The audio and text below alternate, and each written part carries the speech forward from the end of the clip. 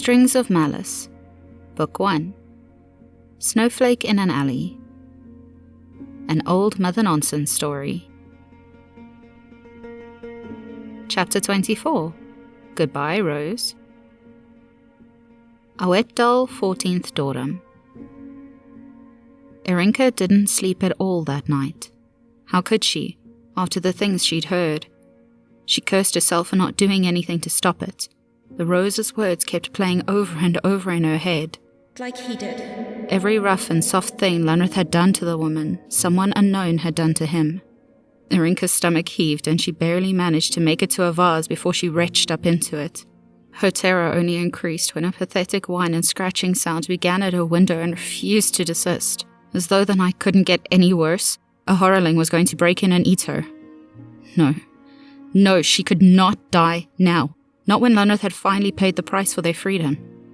Irinka gathered her bravery and plucked her dagger from her boot. She slid along the wall, breathed deeply to calm her trembling hands. It didn't entirely work, but she steeled herself and shoved the curtains aside. She was immediately sorry that she had not done so sooner. Her dagger floated down to the floor as she hurriedly scrambled to get the window open. The question of how Outfleek had managed to get all the way up to her still was overshadowed by the hound's simple return.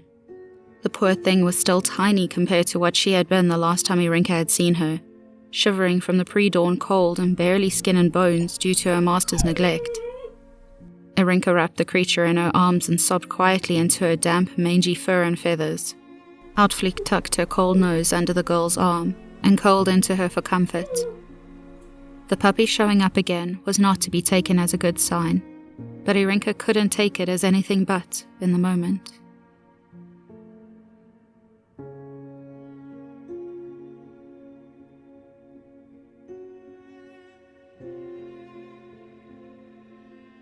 There had only been one more breakfast with the Lady Rosalind Nightshade before being rounded up and taken to the indoor garden on the 3rd floor.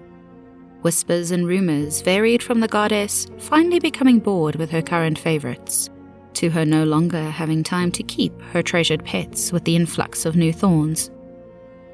Irinka knew better.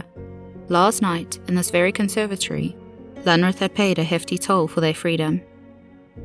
It was a beautiful place, if one only looked at the flowers conjured up by the temple's mistress. Looking a little deeper, one might see a dead and scarred tree as the centerpiece, holding it all together.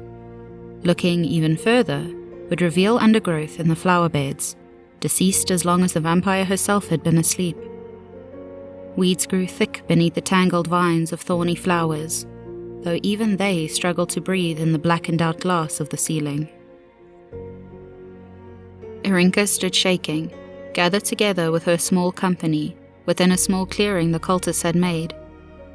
She had been terrified they'd be sacrificed or killed in some horrific way, based on the rune-laden circle that had been meticulously carved into the cobblestone around them. Then again, after what she had seen the night before, maybe death would be a fair share kinder than having to live with knowing how it had come to this. She clutched the strap of her own bag tightly, careful not to jostle the hidden puppy inside it too roughly. She had been quiet until now, but for all the girl knew, that may have been because she had hurt herself on Nimu's axe and was dead. Daylight had made the poor pup seem even frailer than she had the night before. The mouse's fears, however, were negated when the thorns had begun bringing in bags upon bags of clothes that had been made during their stay. These and objects of travel that had the initials of the dead engraved on them were piled around their feet. Those, Irinka learned from Lady Rosalind's explanation, had been brought in by her horrorlings, gifts from her forest for her favourite flowers. The artist swooned and declared that they were naturally thankful and would forever treasure the White Rose's gifts. Irinka's anxiety only grew when a fair amount of the nobles that Derlin had pointed out to her the night before sauntered into the conservatory to bid them farewell, now sporting black robes of their own, and each bearing the mark of the White Rose on their sleeves. She hurriedly scanned the crowd with fearful eyes, though her breath of relief at not seeing her new friend's parents was cut short when she saw him instead. He was just like the rest of them. She missed whatever permission the White Rose gave the boy to approach, and the blood thundering in her ears didn't fade until he stood just on the perimeter of the circle. A hand on her back and a light shove knocked her towards him. Those gathered chuckled at her clumsiness, though he did catch her arms to steady her. She almost turned to shout at the doctor for pushing her, when Derlin spoke softly, sadly. You didn't come back. What are you still doing here? She stammered, acutely aware that the eyes of those not busy lugging bags or distracted with hushed conversation were watching them.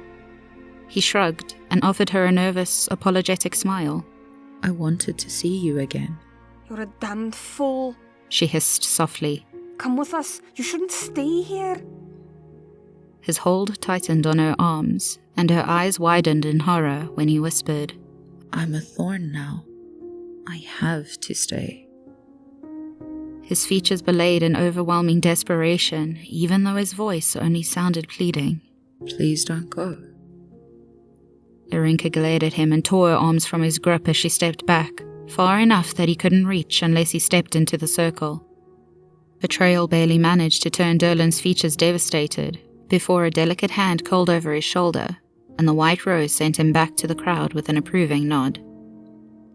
The vampire quietened her gathered and proceeded to make a very dramatic speech about how very sad it would be that her favorites were now off to faraway places. How she knew just how difficult it would be for her thorns to be without her flowers for a time. She went on sorrowfully that she understood some would be more heartbroken than others, that special bonds had been formed, though they were to remember that those cherished moments would never fade. Naturally, she would miss the company of her champion most of all, but also her studious artist, her disinherited priestess, and her little doll of a sister. Irinka clenched her fists at her side in tight irritation, praying to any real god listening that the woman would just get on with it already. Yes, it was all very bloody, sad, and touching. Some of the cultists who had come to bear witness, old and new, even shed a tear or two at the woman's words. To end off the substantial performance, the woman turned jerkily to face her favorites. With halting steps, she came up to the edge of the circle, took both of Lunrith's hands in hers, and used them to hoist herself up to kiss the man deeply.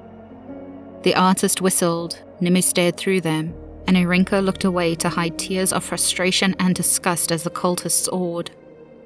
Do not be a stranger, Lunrith Reed. Lady Nightshade purred, sweet to syrup, and in a private whisper her congregation could certainly hear. There are so few of us dragonkin left in this new world. We should not be without one another too long. Irinka grabbed her brother's arm hard, when his eyes glazed over and he almost followed her out of the circle. Her touch seemed to break him out of the catching spell, and he firmly, if gently, pressed the woman back and away from him. The magic had already started swirling around them, no doubt a last-minute bid to send the three of them off while trapping her brother there. The mouse was certain that she was the only one who saw the annoyed pout on the woman's face, before they were dropped into shadow in the space between and were whisked away.